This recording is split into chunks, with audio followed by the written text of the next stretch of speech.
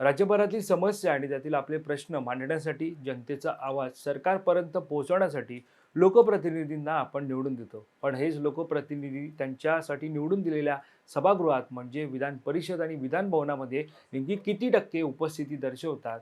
नुकतीच महाराष्ट्र विधान परिषदेतील सदस्यांच्या उपस्थितीची एक अत्यंत धक्कादायक आकडेवारी समोर आली आहे. यामध्ये एका माजी मुख्यमंत्र्यांची उपस्थिती सर्वात कमी भरली आहे. तर काही आमदारांनी 100% हजेरी लावून नवा आदर्श निर्माण केला आहे. नक्की काय ही आकडेवारी, कोणाची उपस्थिती किती आहे, सविस्तर जाणून घेऊयात. नमस्कार, मी वैभव पाटील. तुम्ही पाहतात माय महानगर लाईव्ह. लोकप्रतिनिधींच्या सभागृहातील गांभीर्याबाबत आता चर्चा सुरू झाली आहे. या आकडेवारीनुसार विधान परिषदेच्या कामकाजात विविध राजकीय पक्षांच्या सदस्यांच्या उपस्थितीत कमालीची तफावत दिसून येते.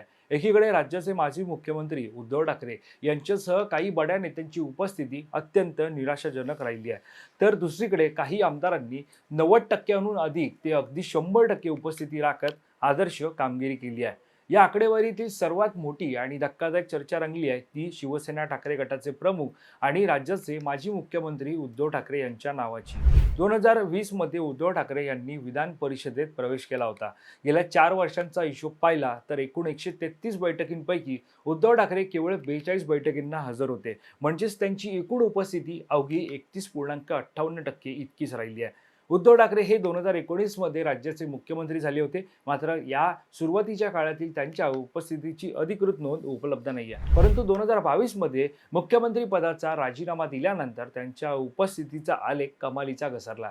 राजीनाम्यानंतरच्या पावसाळी अधिवेशनात त्यांनी फक्त एकाच बैठकीला हजेरी लावली होती. तसेच नुकताच पार पडलेल्या 2026च्या अर्थसंकल्पीय अधिवेशनातही 16 बैठकांपैकी ते केवळ 4 बैठकींना उपस्थित होते. सभागृहाच्या कामकाजाकडे पाठ फिरवण्यामध्ये केवळ उद्धव ठाकरेच नाही तर इतरही काही बड्या नेत्यांचा समावेश आहे.